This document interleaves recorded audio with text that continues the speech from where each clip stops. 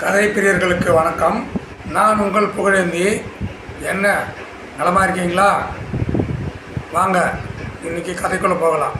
இன்றைக்கி ஒரு புராண கதையை பற்றி பார்க்க போகிறோம். வாங்க கதையை பார்க்கலாம். முன்னொரு காலத்தில் ஒரு நாள் நாரதர் ஒரு தெரு வழியாக நடந்து போயின்னுக்கிறாரு. அப்போ அந்த தெருவில் ஒரு வீட்டில் வேத சாஸ்திரமெல்லாம் படித்த ஒருத்தர் அமர்ந்திருக்கிறார். நாரதரை பார்த்து, எங்கே போகிறீங்க நாரதரே அப்படின்னு கேட்குறாரு. அதுக்கு நாரதர் சொல்கிறாரு, நான் வைகுண்டம் போகிறேன், வைகுண்டம் போயிட்டு கடவுளை பார்த்துட்டு வரத்துக்கு போகிறேன் அப்படின்றாரு. அப்படி கடவுளை பார்க்க போகிறீங்கனாக்கா எனக்கு எப்போ முக்தி கிடைக்குன்னு கேட்டுன்னு வாங்க அப்படின்னு இவர் கேட்டார். வேத சாஸ்திரம் படித்தவர். சரி கேட்டுட்டு வரேன்னு சொல்லிவிட்டு நாரதரும் தொடர்ந்து நடந்து போனார்.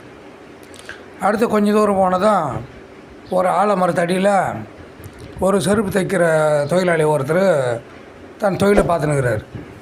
அவரும் நாரதரை பார்த்தார். எங்கே போகிறீங்க நாரதரே அப்படின்னு கேட்டார்.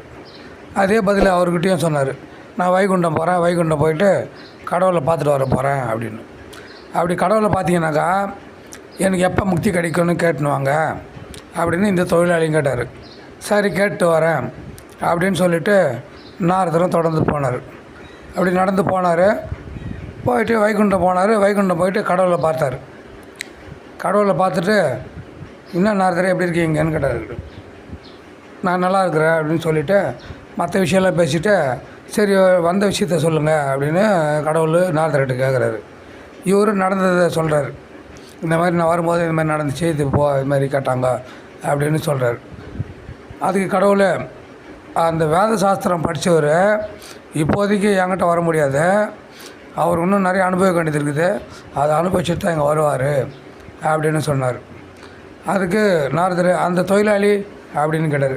அந்த தொழிலாளி உடல் நீத்ததும் என்னோட வந்து சேர்ந்துடுவார், அவருக்கு நேரம் முடிஞ்சு போச்சு அப்படின்னு சொல்கிறார். இதுக்கு அர்த்தம் நாரதருக்கு புரியல.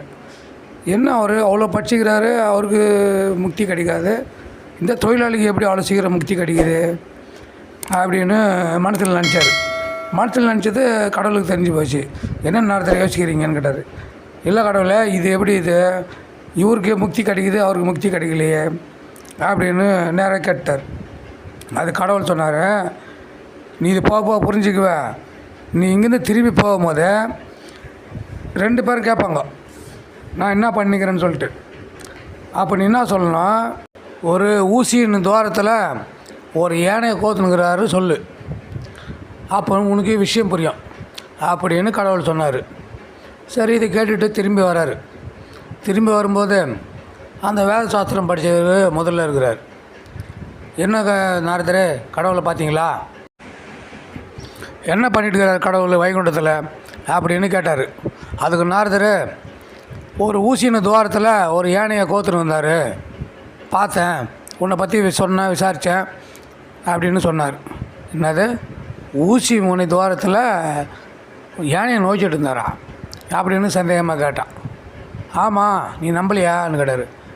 ஊசி முனை துவாரத்தில் ஒரு யானையை எப்படி நோய்க்க முடியும் அப்படின்னு கேட்டான். சரின்னு நாரதர் அங்கேருந்து கிளம்பி வந்தார். ஓஹோ, இவனுக்கு கடவுள் மேலே நம்பிக்கை இல்லை, அதனால தான் முக்தி இவனுக்கு கிடைக்காதுன்னு சொல்லிட்டு சொல்லியிருக்கிறார் கடவுள் அப்படின்னு புரிஞ்சுக்கினான். அப்புறம் கொஞ்சம் தூரம் வந்தான். அந்த செருப்பு தைக்கிற தொழிலாளி இருக்கிற இடத்துக்கு வந்தான், அந்த ஆலமரத்தாண்ட.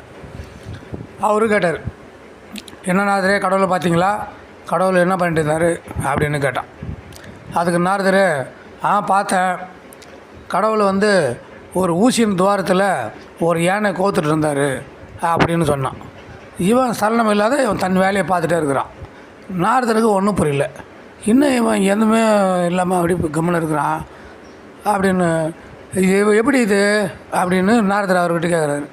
என்ன நாரதரேன்றான். இல்லை, ஊசியின் துவாரத்தில் யானை கோக்குறாருன்ட்டு நீ கம்முன்னு இருக்கிறியே, அப்படி கோக்க முடியுமான்னு கேட்டான்.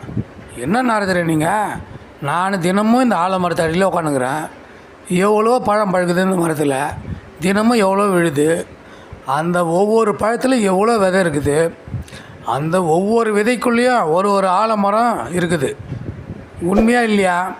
அவ்வளோ சின்ன விதைக்குள்ளே இவ்வளோ பெரிய ஆலமரம் இருக்குதுன்றது உண்மையாக இருக்கும்போது கடவுள் இந்த ஊசியின் துவாரத்தில் ஏனையை நுழைக்கிறது சர்வசாதாரணமான விஷயம் தானே, இதுக்கு நான் ஏன் ஆச்சரியப்படணும் அப்படின்னு சொல்கிறான். உண்மை தானே? ஒரு விதைக்குள்ளே ஒரு மரம் இருக்கிறது உண்மை. அவ்வளோ சின்ன விதைக்குள்ளே அவ்வளோ பெரிய ஆலமரம் இருக்குதுன்றது உண்மை. இந்த பிரபஞ்சத்தில் அந்தரத்தில் கோடான கோடி நட்சத்திரங்கள் கோள்கள் மிதந்துக்கிட்டு உண்மை. நம்ம டெய்லி பார்த்துன்னுக்குறோம். இரவு பகல் வர்றது உண்மை. ஆனால் இதெல்லாம் அதிசயமாக இருந்தாலும் நம்பித்தானே ஆகணும். அதுதான் நம்பிக்கை. அதனால தான் ஒரு நாரதர் நினச்சார், சரி இவன் வேத சாஸ்திரம் படிக்கலைன்னா இவனுக்கு சீக்கிரம் முக்தி கிடைக்குன்னு கடவுள் சொல்லிக்கிறாரு அப்படின்றது அப்போ தான் நாரதருக்கு புரிஞ்சுது. இயற்கை பரிபூர்ணமாக நம்புங்கள், நம்பிக்கையே வாழ்க்கை. இதுதான் இந்த கதையில் சொல்கிற நீதி. என்ன நண்பர்களே, கதை பிடிச்சிருந்தா மீண்டும் சந்திப்போம். நாளை சந்திக்கலாம். தங்கள் பொன்னான நேரத்திற்கு நன்றி. நான் உங்கள் புகழேந்தி. நாளை சந்திப்போம். நன்றி, வணக்கம். வாழ்க வளமுடன். தொடர்ந்து ஆதரவு தாங்க. லைக் பண்ணுங்கள், கமெண்ட் பண்ணுங்கள், ஷேர் பண்ணுங்கள். வணக்கம்.